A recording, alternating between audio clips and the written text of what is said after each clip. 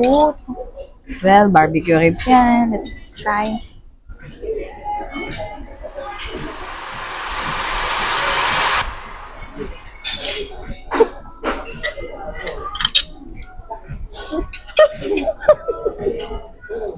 Ano? Gusto mo?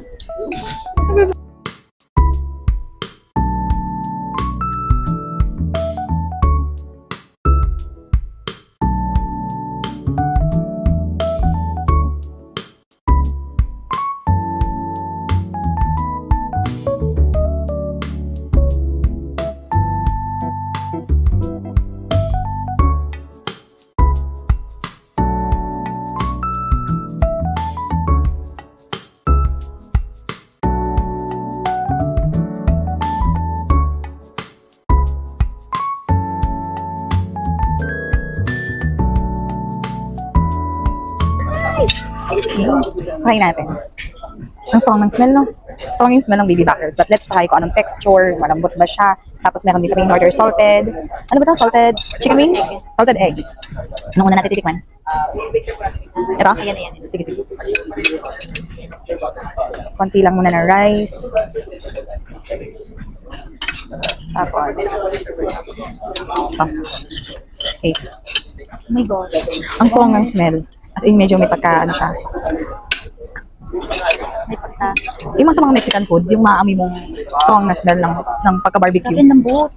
Well, barbecue ribs yan. Let's try.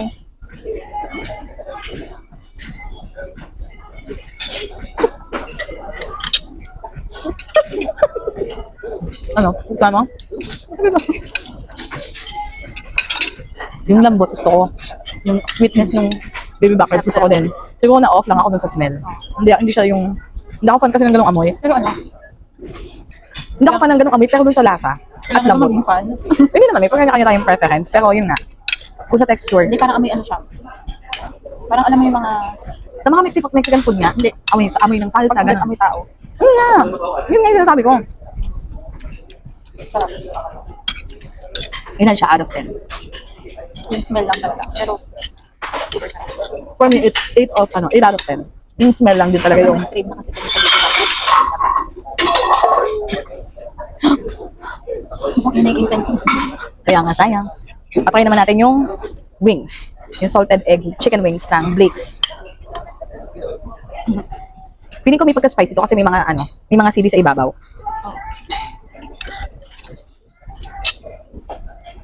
Pero ang sarap.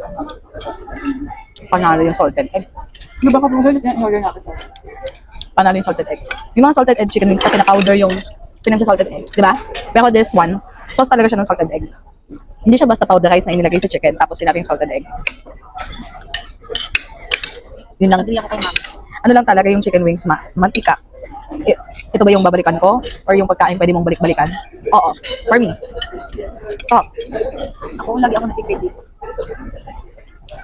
Okay lang. Basta gustuhan ko si chicken wings kaysa kay baby back ribs. Siguro sa amo overall. Kasi okay din yung smell ni ni chicken wings. Ito talaga ang strong. Parang kumakain ng Mexican food. Tapos meron pala ng kasamang ranch. Try natin yung garlic ranch dun sa chicken wings. Kung magbe-blend ba yung yung flavor nila. Ito, gusto ko talaga to. Kaya tikman natin itong ano. Sabi yung chicken wings nila. Mas sumakap. Mas sumakap yung salted egg chicken wings because of the garlic ranch. It actually complements the flavor ng dalawa. So good luck sa pag-ubos namin ng half kilo na baby back ribs and half kilo ng chicken wings. Sarap talaga. Kaya rate mo ang chicken wings. Anong rate mo? 10 sa'yo. For me, it's 8 out of 10 because of the smell. But the flavors, textures, ay hindi nga ako sanay sa... Hindi mas hindi sanay, pero hindi ko gusto yung mga gantong smell ng food.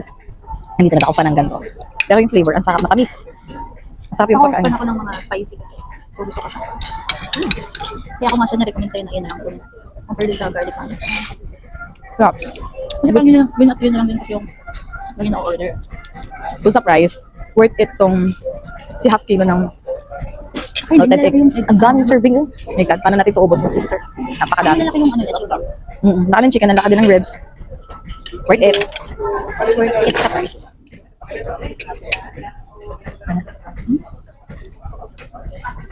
Let's try. Taste test. For dessert, we have vanilla lava cake. Ano? Molten vanilla.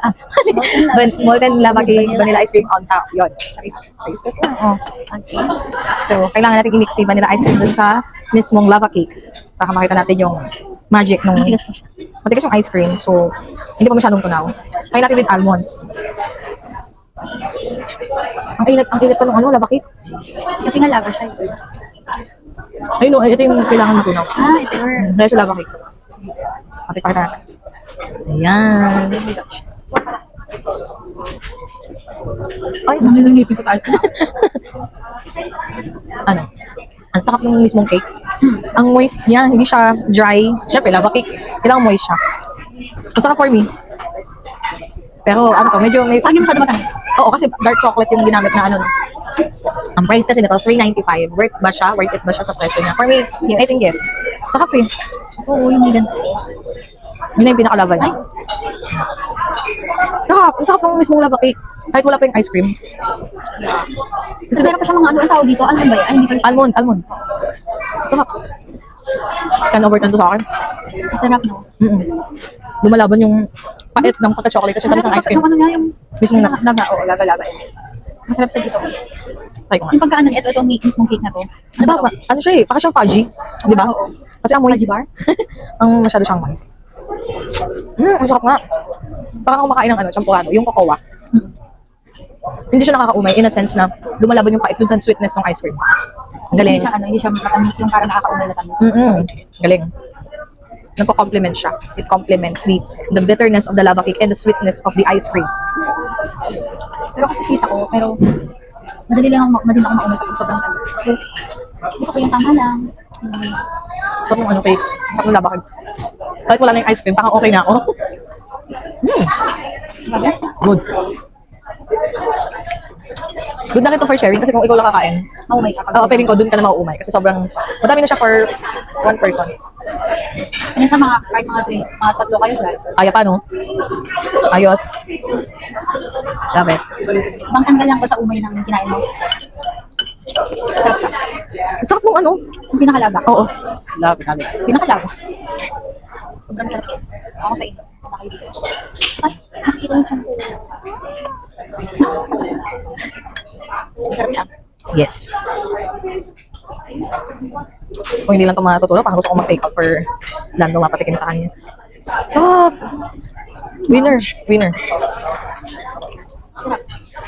Pero wala na iba yung masabi. Oo, masarap. Ako okay na ako. Good. Grabe.